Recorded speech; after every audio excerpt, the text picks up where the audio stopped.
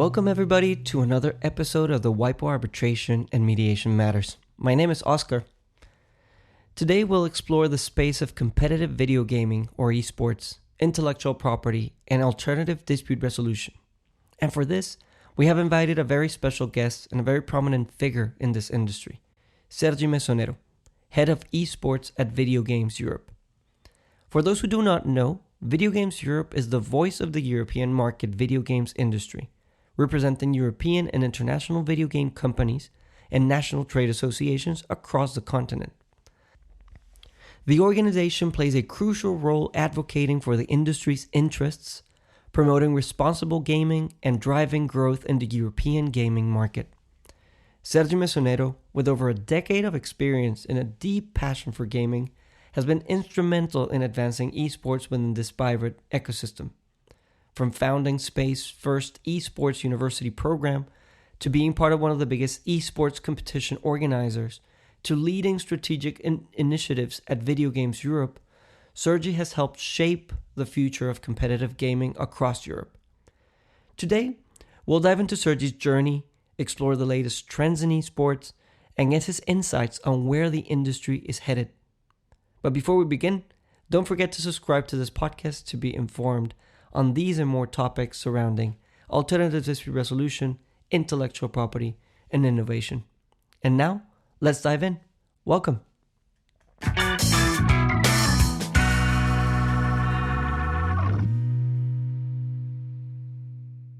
Well, Sergi, thank you so much for being here with us. We've been having some conversations before in the past months about all the esports industry. It's a pleasure to have you here with us. It's a pleasure to be here. Thank you for inviting me.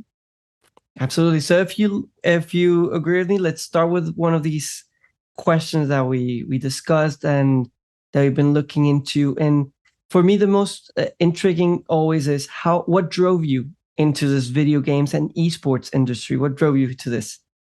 Yeah, well, it's kind of a funny story because, in my previous life, I was working in the film industry. Okay. Not in film production, in film distribution and exhibition, and actually non-commercial distribution and exhibition. So short films, documentaries for festivals, for art houses, things like this. Okay, so after 10 years, so I was a bit like tired, a bit burned out, I think. Mm-hmm. No, and I've always been a gamer.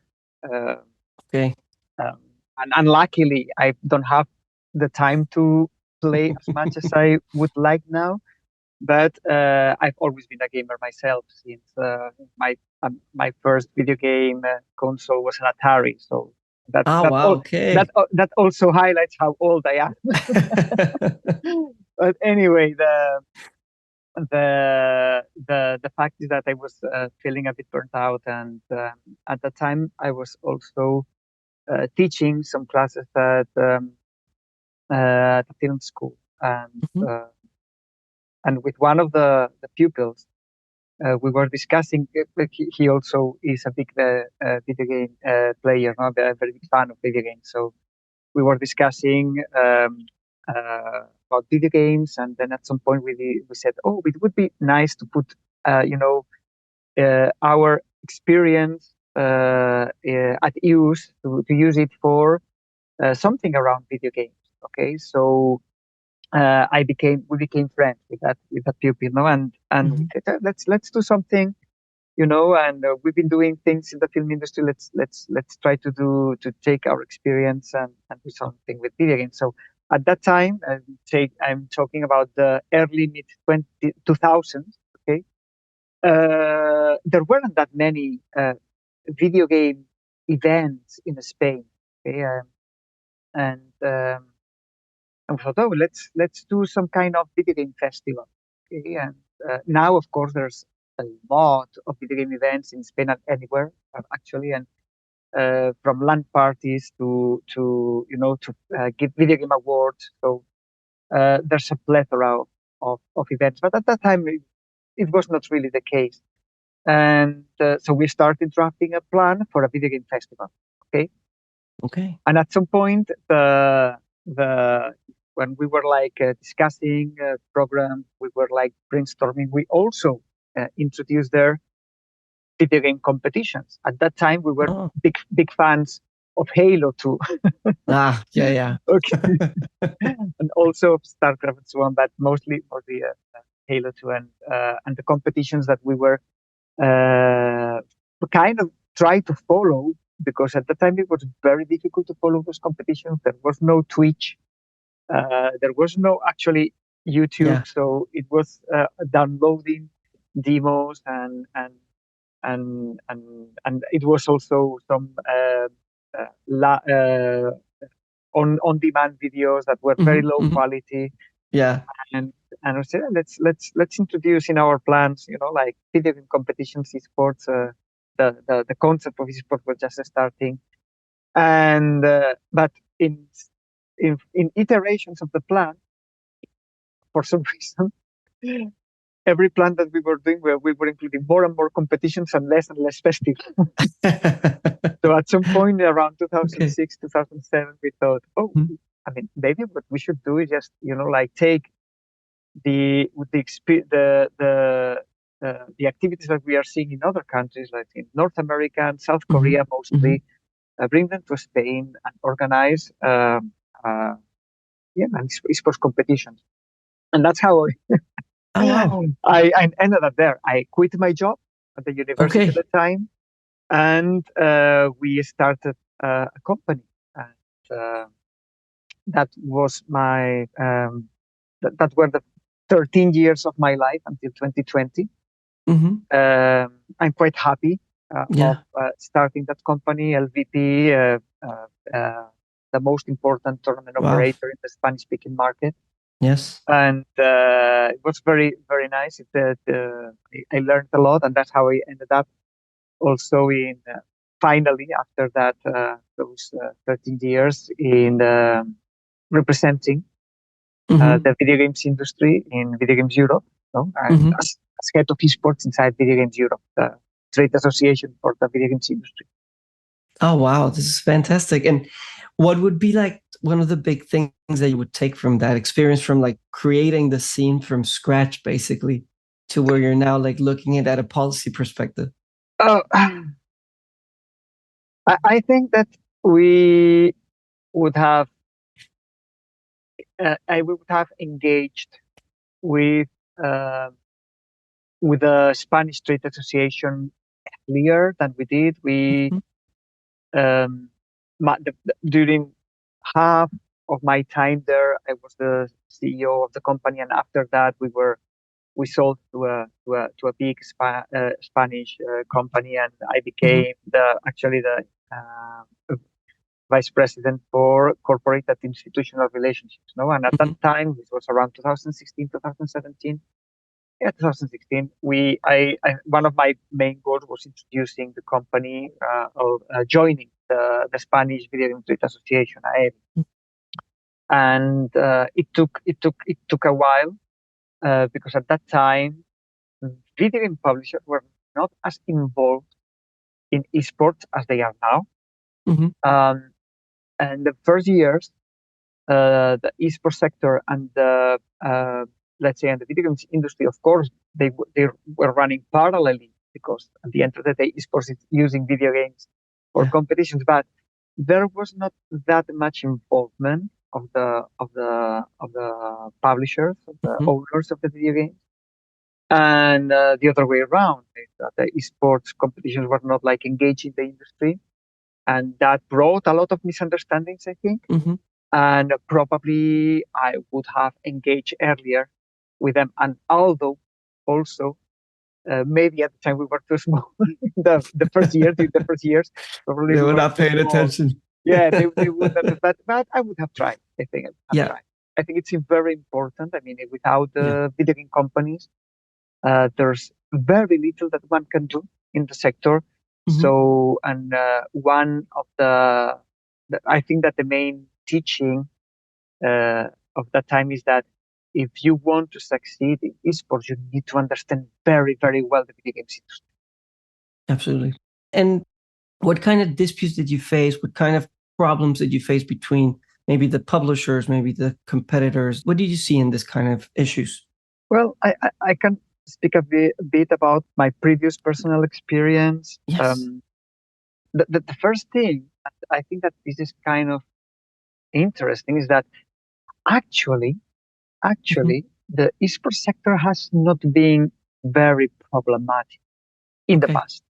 Mm-hmm. Probably because of course, um, I mean, the economic importance was quite small. So, and at Mm-hmm. the end of the day, if there's not money involved, then there's there's no problems There's no actually. problem.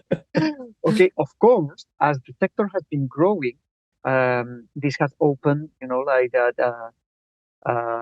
let's say it has opened the sector to bigger challenges, Yeah. and I think it's kind of part of a natural evolution. Okay, um, but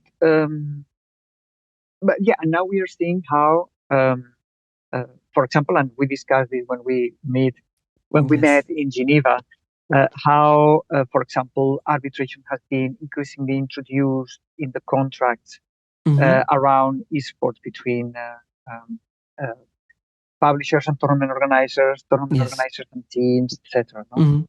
Um, so in the beginning, there was a lot of um uncertainty, not Mm-hmm. necessarily legal uncertainty, because I mean, Mm-hmm. at the end of the day, copyright law is copyright law, Yeah. Yeah. and Yeah. it has been like this Absolutely. for a while. But I think that there was not a lot of knowledge about from not on the side of the industry, but on the side of esports stakeholders about Mm-hmm. Mm-hmm. intellectual property and other types of rights, image rights, etc. So the sector was small. There was not a lot of knowledge and a lot of things that shouldn't have happened. Happened. Like using brands and using art assets. So I, for Mm-hmm. example, the use of a brand Mm-hmm. Mm-hmm. for, let's say, naming uh, a part of the program of an event. Okay, Mm-hmm. and at the time we were bringing influencers of that content creators about that game to this Yeah. event in Madrid, and they were, like content creators in a specific game, and I was like, hey, we are having this let's call it game X, Mm-hmm. Mm-hmm. Yeah. Yeah. Yeah. Yeah. game X activity in Madrid to our event in Madrid, and yeah, we got a hey, please do not use our name. Okay. Um, and the other one was about organizing competitions with a game, Mm-hmm. online competitions. Now I can laugh about it. Mm-hmm. Of Mm-hmm. course, at the time it was very stressful. It was not too funny. Yeah. Yeah, it was not too funny, but it was very formative, and that's when Yeah. that opened my eyes to the hey, to the realities of IP and copyright, and of image rights, broadcast rights, all that. I I got to learn part the hard way. Mm-hmm. Yeah. Yeah. Yeah. Yeah. but but I think that yeah, that opened my eyes, and that's why I always suggest anyone that wants to get involved in the sector to be very aware Mm-hmm. of IP and to be very knowledgeable about the industry, which is not an easy industry. It's quite complicated, and uh, and yeah, No, it's I don't know if fantastic. I managed to No, answer no, but your question. it goes exactly to the point of what we've been seeing, and I Mhm. love the part of you saying like the industry has been becoming more professional and Absolutely. facing these challenges, which may not be too evident when you're starting something. And as you're saying, there's more money involved, there's more people involved, there's more publicity involved. It's becoming so big. From our side, we've been discussing how we can help the industry by having this kind of procedures that we have, like with us, with the different IP disputes that we administer here, how we could use that experience and help the industry face these challenges, solve the disputes in an amicable way that would allow the industry to develop and keep being more professional and bigger in in a way that is compliant for every stakeholder that is in line there. So what are the challenges that you're seeing? Why do you say that it was different and now it's changing? What do you see there? For the most part, we already are in a completely professionalized sector. Thinking about esports, of course, the video games industry has been like very professional for a long time now. Um, but the esports sector has, I mean, of course, there's also a grassroots, uh, a big grassroots community, uh, and, uh, uh, and there have been also increasingly rules for these grassroots communities, but all the part that's like a professional competition, which is the most apparent one, the one that when you think about esports, everybody sees the image of these Mm-hmm. arenas with audience and professional game players there and big audiovisual show. No, so that Mm-hmm. part it's now completely professional, and it's a very contractualized sector. No. So everything runs on private contracts among the parties, and they are quite complicated because Mm. in many ways they involve many parties. Okay, so when the publishers have, for example, a contract with tournament organizers may have contracts with the teams participating in the competitions, but the publishers may end up also as well having some kind of contracts with some of the teams, for example, Mm-hmm. for image rights of the team's logos and the brands and so on. Mm-hmm. So you have the reality of content that is co-created. So, for example, tournament organizers create their content Yeah. around their competitions, but it's using the intellectual property of a third party, and Yeah. it's using the image rights of players and teams. So everything it's contractualized, but it's quite complicated. So I think Mm-hmm. that's why increasingly arbitration is being used, and it can help a lot because uh, the sector's complexity. I think it allows for a for a much better development Mm-hmm. if disputes are solved, as you mentioned, in an amicable way. That if you end up in Mm-hmm. court, where it may take a long time, uh, Yeah. courts may not currently have the knowledge for tackling for some uh, some of the issues involved. When you also have another issue, which is the sector is very transnational. So Mm. you Absolutely. are having you are, for example, as a Spanish company, contracting with a publisher that is based in the UK or Mm-hmm. Germany or even in North America, with teams that are not necessarily based in Spain. They might be a Canadian company, an Italian company. So, in all that very complex um, panorama, Mm-hmm. arbitration may help a lot in in allowing the sector to keep running Mm-hmm. without hiccups. I mean, going to core that Yeah. it may take a long time, it may involve money, a lot of money, and it may also have a very, like a question mark at the end. And Mm-hmm. it may have a lot of uncertainty. And, Yeah. so the sector is complex because of this multifaceted and multi-country Yeah. nature, and yeah, I'm a big believer that it's better to how we, as we say in Spanish, to clean your clothes at home than doing Yes. it, yeah, that doing it, But with everybody seeing it. yeah, which I will translate into the confidentiality of solving disputes Yeah, amicably, fast, and yeah, in this environment. I have a question for you. What is the thing that you like the most about this industry? Well, of course, it's creativity. The video games are a bit a total work of art, okay, Hmm. where that a bit like film uh, was considered, no, and it's still considered, no, where you have like performance and you have music and you have audio, the visual qualities. Hmm. Okay, so exactly the same in video games, plus the interactivity and Hmm. plus the much more complexity because the video games uh, because of that and interactivity, may involve as well a bit of uncertainty. What's the player going to do? I mean, Yeah. how are they going to use our software?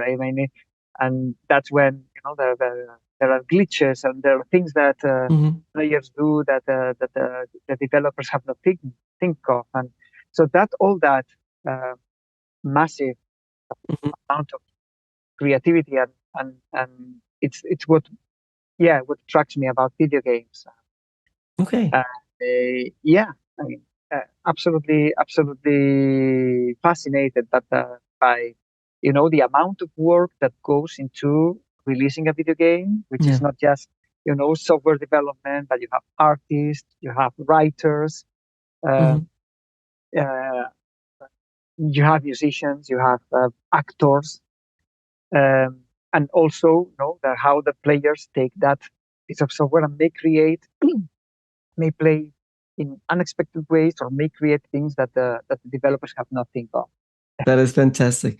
What advice would you offer somebody, to a young or aspiring gamer, or somebody that wants to work in the industry from the policy side? What is it? What would you what would be your advice to them? I've already mentioned the importance of understanding how the industry works, and Hmm. that's not Hmm. a minor thing Okay. because different companies work very differently. The way that the companies market their products, it's really very different. Hmm.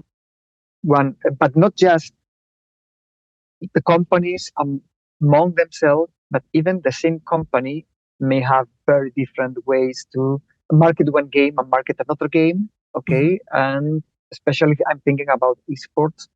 And it may even be that the same game has very different esports policies in Europe and in China and in North America. Okay. And so if you think that, hey, every esports works the same way for all the companies, for all the titles, and in every territory, you are mistaken. Okay. Fair enough. Hmm. Increasingly, I think that we are seeing how it's going to a more standardized Okay. way of working, but still Hmm. the case that it has different policies Hmm. uh, for the way for example, for tournaments or for grassroots tournaments or for any type of tournaments in Europe that they have in North America, and that the same company has different policies for different titles. So that's very important to know. And the Hmm. second recommendation that I would give, besides knowing very well the industry, is that if you want like to have a future, I think that it's Hmm. much more important that you also learn skills from other sectors or from general skills that then you can apply Okay. to the esports sector. Well, that's excellent. And yes, note it down. I think many people listening to this podcast will appreciate that because it's a growing area. It's a very interesting area. We particularly have been immersed more and more in this environment, which we find fascinating. Of course, from the side of helping solve disputes, whether it be between the publishers, between the competitors, any way we can help the industry, we're trying to develop something for it. So it's a real pleasure to have you with us today. Sergi, thank you for all this insights. I think it's very valuable. You're a very knowledgeable person in this environment. Everything you've been saying has been quite on spot and quite informative. No, thanks so much for inviting me. It's been an absolute pleasure, and I will be very happy to keep the conversation ongoing with you folks and to help each other make the sector bigger and more successful than it already is. Absolutely. That's the mission. Thank you so much, Sergi, and for next time. Thank you. See you.